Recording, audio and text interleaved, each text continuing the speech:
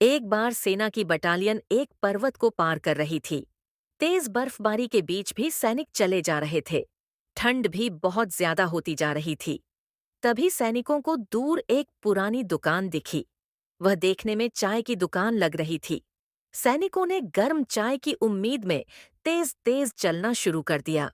जैसे ही दुकान के पास पहुंचे तो वो निकली तो चाय की ही दुकान, पर बंद। दुकान पर ताला लगा था। सैनिक बहुत निराश हुए। उनके अफसर ने देखा कि सेना के जवानों को चाय की बहुत आवश्यकता है, तो उसने सैनिकों से दुकान का ताला तोड़ने को कहा। सबने मिलकर दरवाजा तोड़ दिया। अंदर आकर देखा तो चाय का सब सामान रखा था। उनकी खुशी का कोई ठिकाना न था।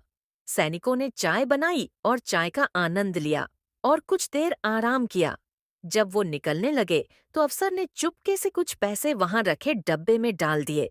कुछ समय बाद सेना की वो बटालियन वापस उसी रास्ते से जा रही थी। बर्फ पिघल चुकी थी। दिन का समय था।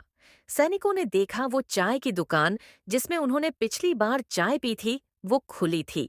उनके अफसर ने कहा, चलो दुकान के मालिक से मिलकर आते हैं और इसी बहाने चाय भी पी लेंगे। वो लोग जैसे ही अंदर पहुंचे, उन्हें एक बुजुर्ग बैठा मिला। वहीं दुकान का मालिक था। अफसर ने कहा, बाबा, हम सबको चाय मिलेगी क्या? बुजुर्ग आदमी बोला, जी बिल्कुल मिलेगी। आप लोग बैठिए, मैं अभी चाय तैयार करता हूँ। यह कहकर वह चाय बनाने लग गया।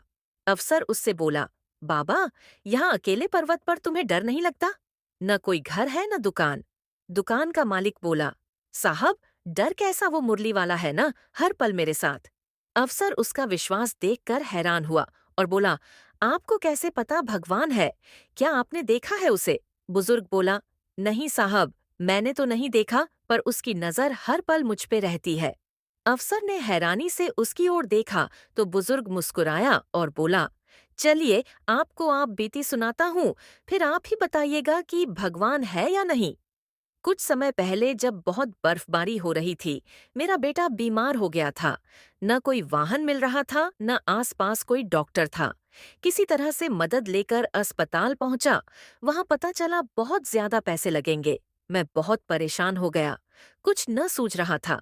डॉक्टरों को मैंने बोला, मुझे कुछ समय दीजिए, मैं पैसे का इंतजाम करता हूँ। यह कहकर मैं दुकान में आ गया। मन में पता था, इतनी रात गए, इतनी ठंड में इस निर्जन पर्वत पर कौन आएगा, पर और क्या करता। सब रिश्तेदारों ने तो पैसे की मदद से इनकार कर दिया। यहाँ दुकान पर आया तो देखा दरवाजा टूटा था। लगा शायद चोरी हो गई है। अंदर बैठ आकर रोने लगा कि हे मुरली वाले, अब सब तेरे हाथ में है। रोते रोते नजर डब्बे की ओर गई तो पाया वहां कुछ पैसे रखे थे।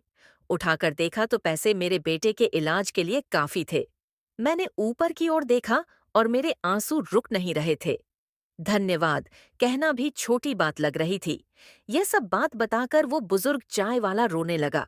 फिर अफसर से बोला, अब आप ही बताइए, भगवान है या नहीं? मेरे दुकान का दरवाजा तोड़कर पैसे रख कर गया। ये सब सुनकर अफसर अवाक सा, कभी उसकी ओर देखता, कभी आसमान की ओर। उसकी आंखें नम थीं। उसने अपने सैनिकों की ओर देखकर चुप रहने का इशारा किया और बुजुर्ग चाय वाले के हाथ अपने हाथों में लेकर बोला, बाबा, आप बिल्कुल सच कह रहे हैं, भगवान है, मुरली वाला है।